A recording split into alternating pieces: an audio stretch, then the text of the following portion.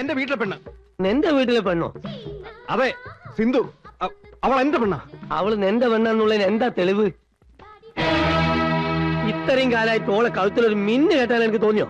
പിന്നെ എന്തർത്ഥത്തിലാണ് ഓൾ എന്റെ പെണ്ണാണ്? അല്ല, അത് പിന്നെ അതെ അതെ അതെ അതെ അതെ കുറെ നേരം നോക്കി കഴുത്ത താലി കാണാഞ്ഞത് കൊണ്ടാണ് ഞാൻ പിന്നെ നോക്കിയത്.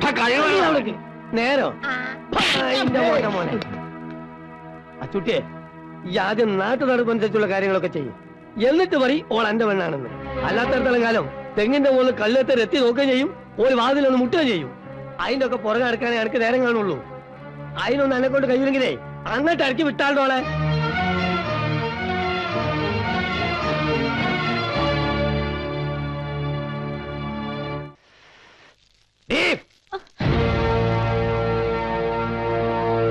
ഇവിടെ വായി.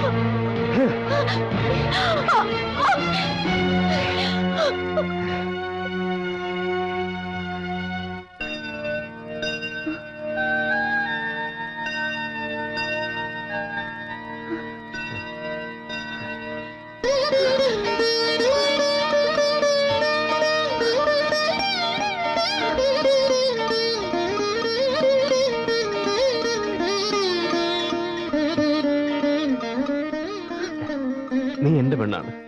ഇനി എല്ലാവരും നിന്നെ അങ്ങനെ കാണാവൂ. അച്ചൂട്ടിയുടെ പെണ്ണ്.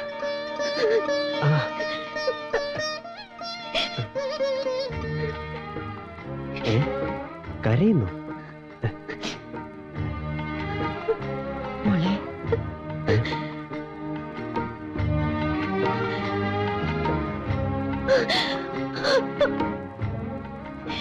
ചേച്ചി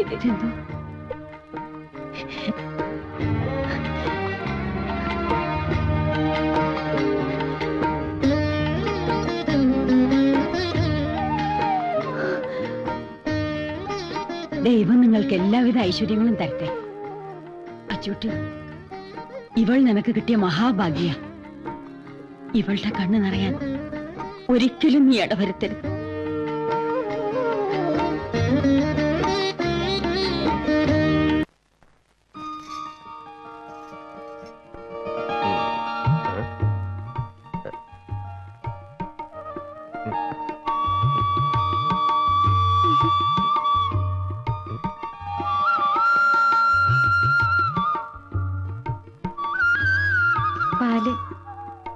എന്തിനാ ഇത്? എനിക്ക് ഈ നേരത്ത് ഇതൊന്നും കുടിച്ച് ശീലമില്ല.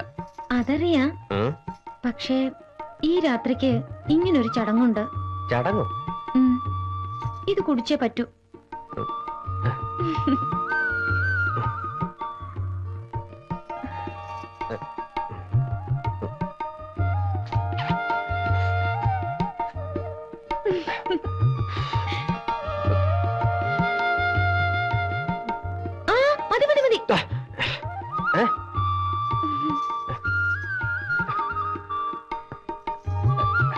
അതെന്തിനാ ബാക്കി കുടിക്കുന്ന? വേറെ പാലില്ല ഇവിടെ.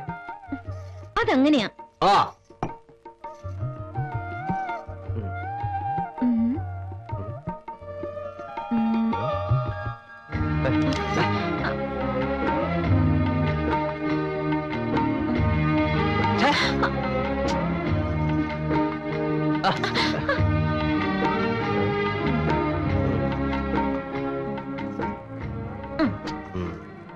ഈ മുഖത്തിന് ഇതാ ചേരുന്നത്.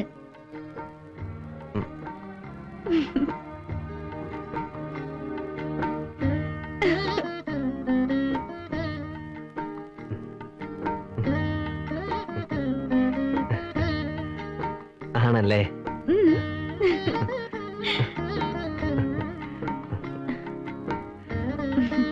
അച്ചൂട്ടി ആരായി പേരിട്ടത്? അറിയില്ല. ഓർമ്മ വെച്ച നാണുവിൽ എല്ലാരും എന്നെ അങ്ങനെ വിളിക്കുന്നേ. അച്ചൂട്ടി. ഞാനങ്ങനെ വിളിക്കില്ല.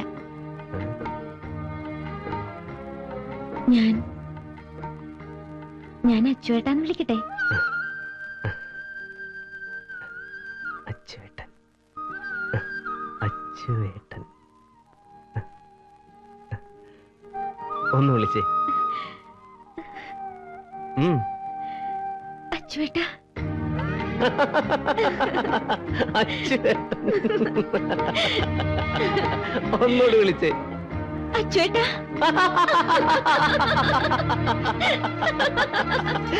അച്ചുവേട്ടാ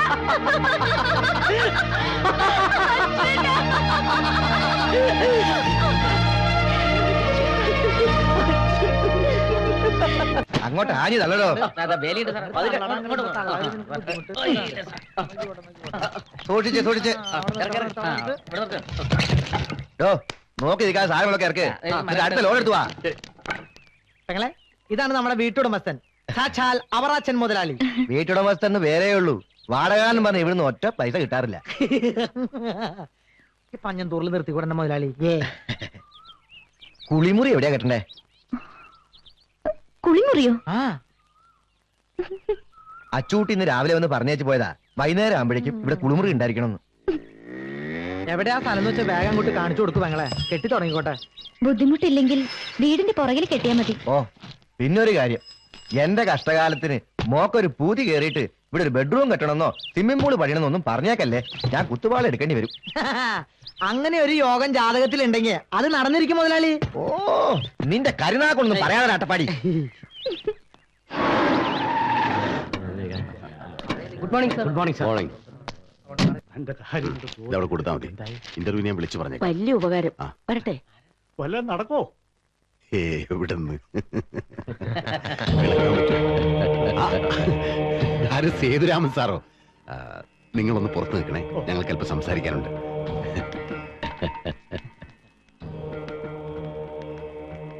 സാർ ഇരിക്കൂ. സത്യത്തിൽ 10 മണി മുതൽ സേവ് സാറിനെ ഞാൻ കാത്തിരിക്കുകയായിരുന്നു. അത് കാരണം 2-3 പ്രോഗ്രാം ഉണ്ടായത് ക്യാൻസൽ ചെയ്തു. കുടിക്കാൻ എന്താ? ചായ, കാപ്പി? ചാക്കോ വേണ്ട, താനിപ്പോ പഴയ തിരുവമ്പാടിയല്ലല്ലോ, വളരെ തിരക്കുള്ള മന്ത്രിയല്ലേ. സാറ് വന്നത് മെറൈൻ ഡ്രൈവിലെ ആ പ്ലോട്ടിന്റെ കാര്യം തനിക്ക് കൂടെ അറിയാവുന്നതല്ലേ. അവിടെയാണല്ലോ നമ്മളൊരു ഷോപ്പിംഗ് കോംപ്ലക്സും പിന്നെ ടൂറിസ്റ്റുകളെ അട്രാക്ട് ചെയ്യാൻ പറ്റിയ കേരള സ്റ്റൈൽ കുറെ കോട്ടേജുകളും പ്ലാൻ ചെയ്ത്. അത് തന്നെ. പക്ഷെ ആ പ്രോജക്റ്റിന്റെ പ്ലാൻ കഴിഞ്ഞ മിനിസ്ട്രിയുടെ കാലത്ത് 2 തവണ തള്ളിയതാണ്. അത് നമ്മൾ ഉടനെ സാങ്ഷൻ ആക്കി എടുക്കണം. പിന്നെ മറ്റൊരു പ്രധാനപ്പെട്ട കാര്യം, എന്റെ പ്ലോട്ടിന്റെ അടുത്തുള്ള ആ ചേരി ഉടനെ ഒഴിപ്പിച്ചു കിട്ടണം. നല്ല കണ്ണായ സ്ഥലമാണ്. സെന്റിന് 20 ലക്ഷം രൂപ വരെ അവിടെ വിലയുണ്ട്. താനെന്ത് പറയുന്നു?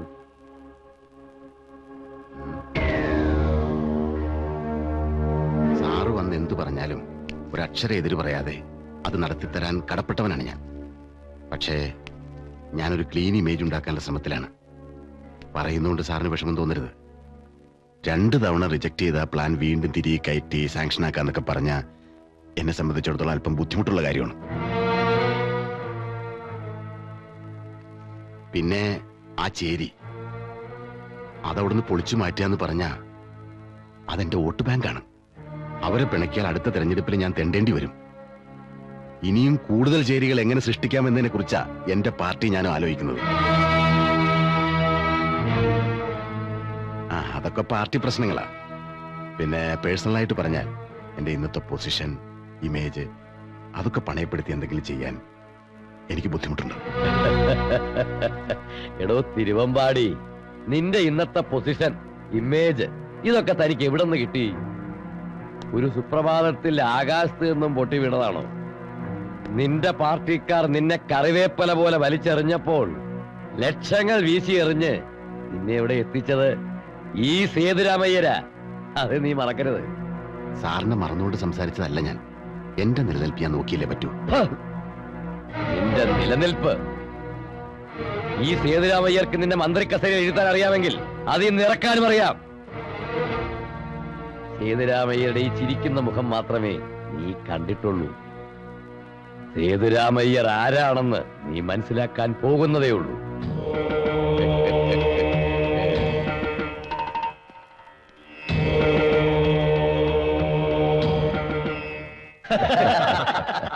അച്ചൂട്ടി ഒന്ന് വീശിക്കോ? വേണ്ട, ഞാൻ അതൊക്കെ നിർത്തി. അച്ചോട്ടി, നമ്മൾ തമ്മിലുള്ള പിണക്കമൊക്കെ എങ്ങ് കളയണം.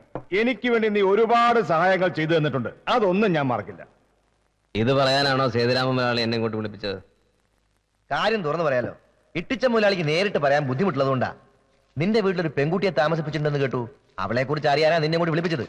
ദാ 1000 രൂപയുണ്ട്, ഇന്ന് രാത്രി അവളെ നീ എന്റെ ഗസ്റ്റ് ഹൗസിൽ കൊണ്ടുവരണം. 1000 രൂപയോ? പോരെങ്കിൽ നീ പറ. 5000 രൂപയുണ്ട്, മതിയാ? നിനക്ക് ഞാൻ 5100 രൂപ തരാം. ഇന്ന് രാത്രി നിന്റെ ഭാര്യ എന്റെ വീട്ടിലെത്തിക്കാവോ? എന്തോ ഞാൻ പറഞ്ഞപ്പോ നിനക്ക് നൊന്തു അല്ലേ? ദേ അച്ചൂട്ടിയെല്ലാം നിർത്തിയിരിക്കുക. എല്ലാം കാണായിരുന്നു. ഹ, നീ അവിടെ നിന്നേ. ഇട്ടിച്ചൻ പറഞ്ഞത് നീ കാര്യമാക്കണ്ട. നിന്റെ ഭാര്യയാണെന്ന് അറിയാതെ പറഞ്ഞതല്ലേ. അതെ, നിന്നോടൊരു പ്രധാനപ്പെട്ട കാര്യം പറയാനാ വിളിപ്പിച്ചത്. നീ വന്നേ. നിങ്ങൾ കണ്ടിന്യൂ ചെയ്തോളൂ.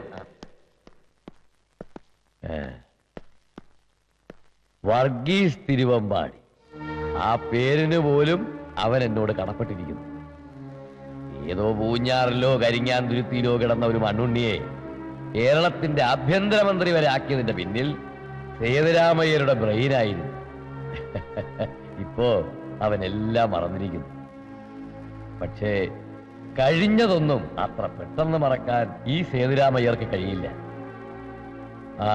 വരുന്ന 13-ാം തീയതി അവിശ്വാസ പ്രമേയമാണ്. തിരുവമ്പാടിയുടെ 2 MLA-മാരെ 2 ദിവസത്തിനകം നീ ഇവിടെ എത്തിക്കണം.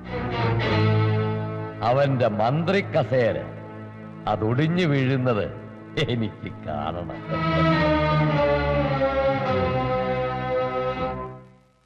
സിന്ധു, സിന്ധു, സിന്ധു.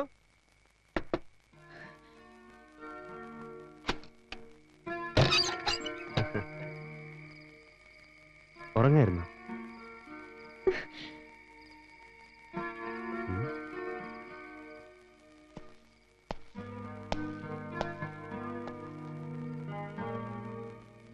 എന്നോട് ദേഷ്യപ്പെട്ടിരിക്കുക? ഞാൻ ഭക്ഷണം എടുത്തു വെക്കാം. അവിടെ ഇരിക്കേ. എവിടെയായിരുന്നു ഇതുവരെ? ഞാൻ ഇവിടെ ഒറ്റയ്ക്കാന്ന് അച്ചേട്ടൻ അറിയില്ലേ? അതാണോ? ദേ ഇത് പിടിക്കേ. എന്നിട്ട് എത്രയുണ്ട്?